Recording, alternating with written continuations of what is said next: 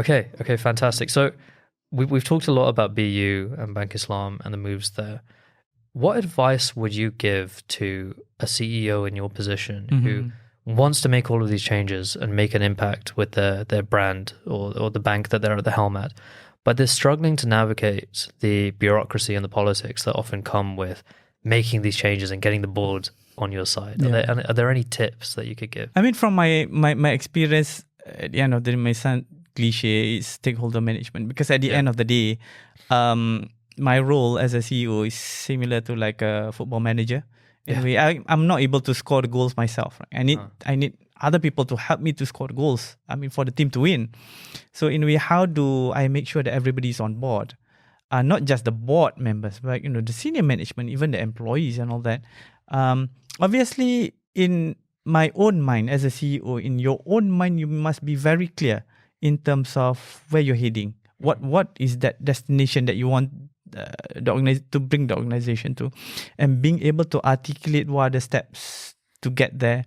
And so that probably is the harder challenge, because even as a CEO, you're a person, you have self-doubts as well as you go along, but that one must be crystal clear, and you need to be determined that is the direction you want to go and get everybody on board. Communication, obviously, do not underestimate the amount of communication that needs to be done. It's not just one, it needs to be continuous, because for the things that we set the destination, you've got your mini milestones, and sometimes you may not meet all the mini milestones, and people do not underestimate the amount of doubts that are out there.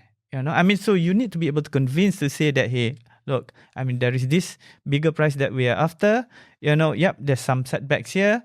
Let's make some changes and all that, but we need to continue to be on this journey. And that kind of communication, you need to tailor it, because it's not one for all, but it's something that you need to work on. The shareholders, directors, senior management, the colleagues, the employees down the line. Yeah. So to me, I think clear direction. The other one would be in terms of communication.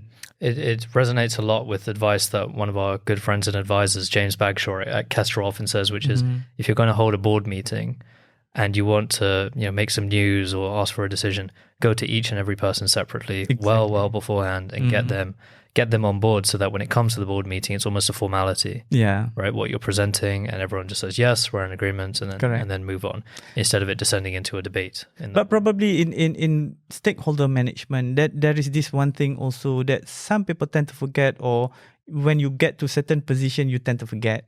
You cannot just bulldoze things. You need to listen, you need to hear, because everybody will have their own worries and concerns and priorities.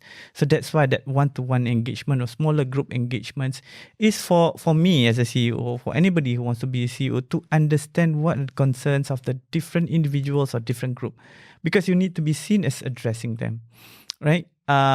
So that's very important.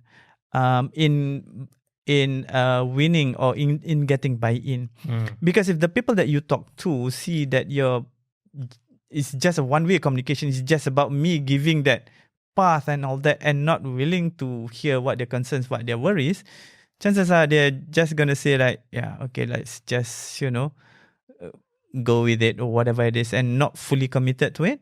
But if they see that, yeah, okay, I mean, you hear my concern, but even if me as a CEO, I cannot accommodate exactly like that. But I tell you what, probably there's some of these things that we could, I'm not saying that we must accommodate everything, but it is very important for us to understand each group's concerns and worries and all that, and being able to demonstrate that I'm doing something to address that. And for you to be along with me on this journey will be better for you, rather than not being on board, right? Thank you for listening to the Muslim Money Talk podcast. If you like what you heard, then please subscribe to Muslim Money Talk wherever you might have been listening to this. Give us a like and share it with someone who you think might be interested. It really, really helps us out. Thank you. Assalamu alaikum, and see you next time.